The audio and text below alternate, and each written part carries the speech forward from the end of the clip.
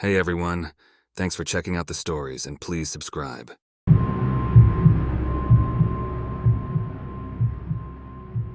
If there's one place you can go to find the weirdest, freakiest people in the country, it's Walmart. I swear, I've never been to a single one of those stores where I didn't see some crackpot acting crazy. It was the Thursday before Black Friday, and there I was at my favorite place close to midnight. The place was buzzing with those pre-Black Friday vibes, everyone on the hunt for early deals. I was there for one thing, a new laptop, the one I used for school having finally died. And as luck would have it, I snagged the last one on the shelf, a real steal. As I grabbed at it though, some big, revolting, dirty-looking guy came barreling up to me and insisted he needed a new computer. He says he's desperate, and he's standing so close he's practically breathing down my neck. I nervously tell him sorry, this is the last one. But he's not having it. He starts causing a scene right there in the middle of Walmart. The man clearly wasn't normal. My heart's racing, adrenaline pumping. I'm not used to confrontations like this. I make a beeline for the checkout, his angry shouts echoing behind me. It was unbelievable. Some fellow shoppers throw sympathetic glances my way and laugh about it, trying to make light of the situation. I get out of there as quickly as possible and get home. My family is asleep already. I decided to go outside to sit in the patio by the pool, set up my new laptop, and just unwind. That's when the motion sensor light flicks on at the side of the house. I went over to check to make sure no one was there. There's a small patch of woods right next to the house, so animals would often run across the yard, triggering it. Anyway, it's late, and I'm still a little on edge, so I go back inside, lock the door, and finish setting up my laptop in the living room. Then, out of nowhere, my car alarm goes off. I look out the window and see the lights flashing. I ran upstairs to get my keys, then tried pressing the button to turn it off. It didn't work from inside the house, so I stepped outside on the porch to click it off. That's when I saw this car parked in front of our house that wasn't there earlier when I got home. It looked totally out of place in our usually quiet, gated community. On top of this, I see someone sitting in the car. Alarm bells are ringing in my head. I went back inside and locked the door. I tell my mom, who's home alone with me and my little sister, that there's someone suspicious sitting in a car out front. My mom came downstairs with me, noticeably worried based on what I told her. She took a look through the peephole in the front door, then gasped and put her hands over her mouth. I looked through as well, and there he was. The guy from Walmart, standing right on our doorstep. My stomach drops. I whispered to my mom that I think this guy followed me home. Just then, he starts rattling the doorknob, banging on the door. My mom's freaking out, calling the cops, while my sister comes downstairs, just waking up to this nightmare. The pounding stops, and then there's a silence for a while, other than my mom's voice on the phone with the police. A few minutes went by, my mom's still on the line with 911, when we hear this loud bang and crash coming from the den. It sounded like a window was shattered. My mom and sister both screamed, and my little sister started to cry. I told them to run upstairs while I locked the door to the den. I waited downstairs, expecting the guy to try the door again, but there was nothing. Suddenly, I heard a police siren coming from outside our house. They arrived in no time, which was a big relief. I ran outside to meet them and then led them to the den where we heard the window break. There, they found that huge, dirty, crazy-looking dude from Walmart hiding behind our couch. They cuff him, as he's still hurling threats and curses my way. Both cops told me the guy seemed unstable and on some kind of drugs. They then told us to get a good night's rest because he wouldn't be bothering us again. That was true, but it was still a hell of a way to start our holiday shopping. It sure didn't seem worth going through all this just to save $200 on a laptop.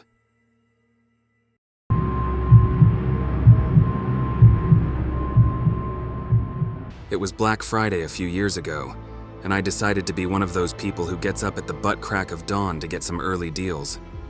Walmart was having crazy sales on artificial Christmas trees, so I wanted to get there early and buy one for my family. They opened their doors at 5 a.m. on the spot. I remember the chill in the air as I stepped out of my house at 4:30 a.m., the streets eerily quiet. Surprisingly, only me and a few dozen other shoppers were waiting to get in. I guess everyone else was at Best Buy or at the mall. I found a nice 9-foot tall artificial Christmas tree, originally for $300, but at that moment, half off for only $150. A steal. I maneuvered the bulky box through the aisles, paid, and hauled it to my car, the parking lot still unnervingly empty. As I settled into my car ready to leave, a sudden knock on my window jolted me. A young man in his mid-20s with a baseball cap shadowing his eyes leaned in. He asked for change. I rummaged through my compartment, empty. I didn't want to hand him a 10, so I said, "Nah man, sorry." He looked disappointed, and I actually felt bad. He then asked me if I could give him a lift to the nearest gas station. I was nervous about letting a stranger in my car, but guess what? I agreed. He slid into the passenger seat, silent, ungrateful.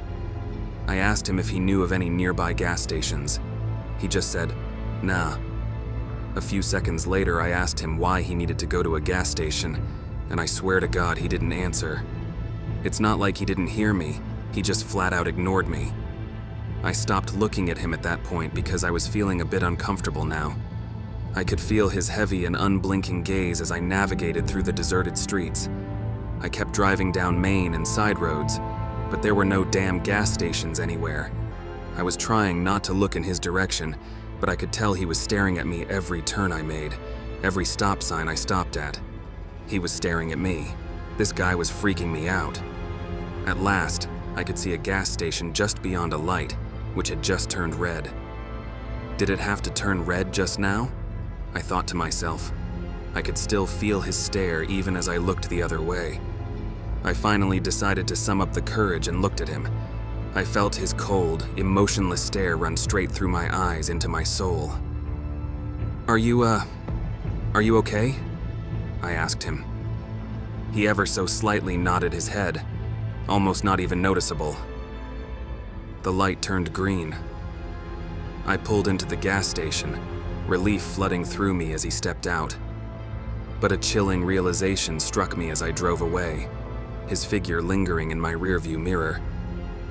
I patted myself down and then began to panic. I was missing something. My phone. I had left it in the cup holder.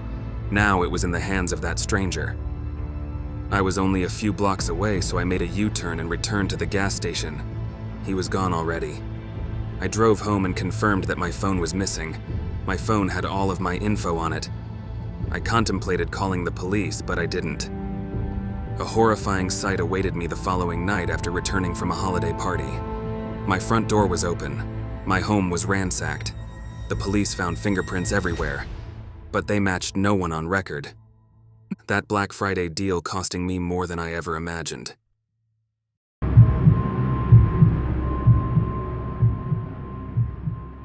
This was one of those weird things that happened to me on Black Friday a few years ago.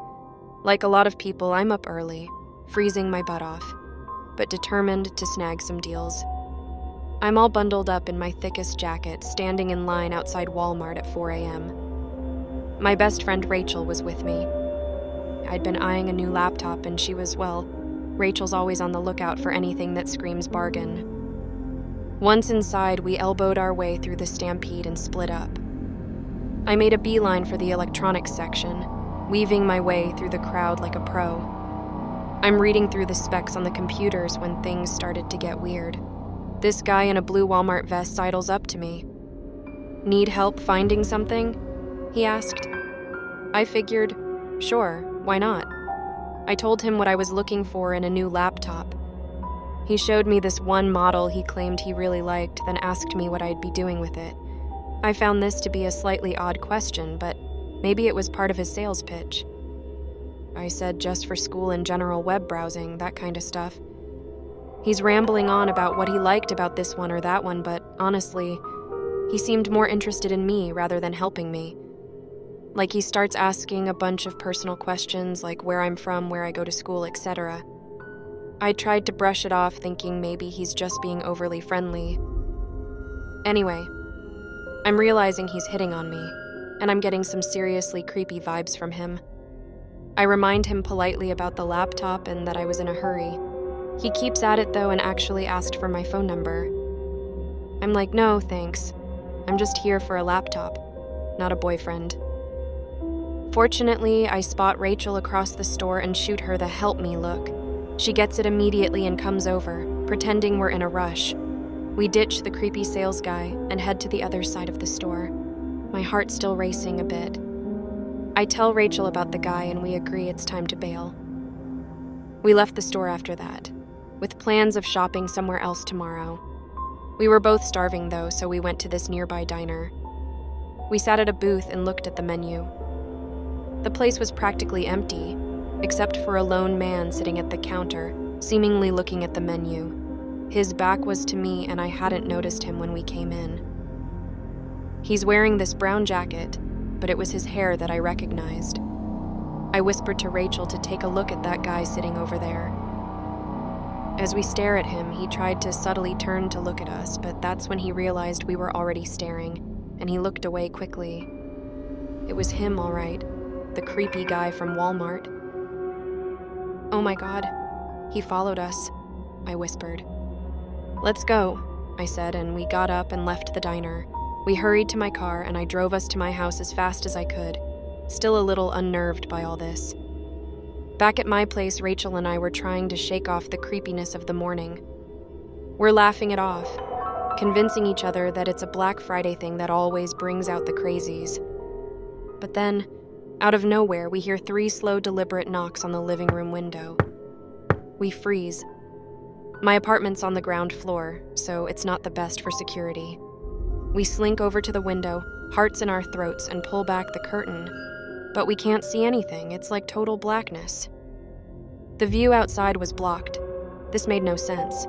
Something weird was definitely going on. We decided to call the cops because what else can you do, right? When they show up, they find a blue Walmart vest covering the window, and get this, there's a post-it note pinned to it where the name tag should be. It said, "I don't work at Walmart." The cops suggest I file a harassment charge, but I don't even know the guy's name or where to find him. The whole thing feels like a bad dream. I ended up crashing at Rachel's for a few days, trying to convince myself it was all some twisted joke. Fortunately, I never saw that creep again. Thanks for watching and please subscribe.